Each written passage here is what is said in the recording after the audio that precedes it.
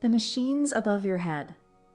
Right now, more than 10,000 machines are circling over your head.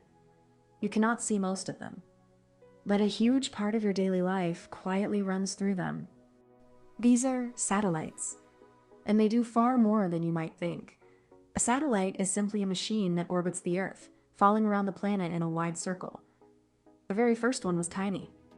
In 1957, the Soviet Union launched Sputnik, a metal ball about the size of a beach ball that did almost nothing but send out a steady beep. People all over the world tuned in to listen. It circled the Earth once every hour and a half. Today, satellites run quietly behind the scenes of everyday life. Here is what they actually do. First, they talk. Communication satellites carry phone calls, television, and internet across the planet. Some of them sit incredibly high up, about 22,000 miles above the equator. And at that exact height, something clever happens. A satellite moves around the Earth at the same speed the Earth spins.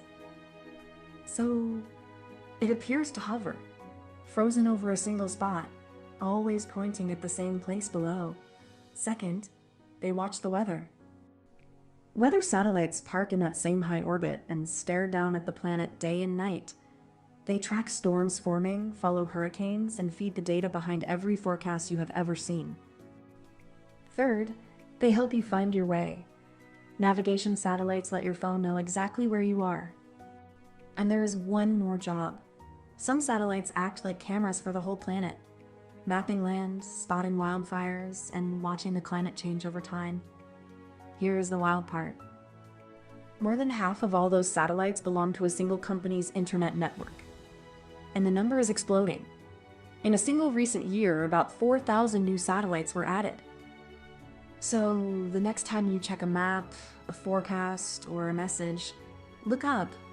Somewhere above the clouds, a quiet machine just did its job.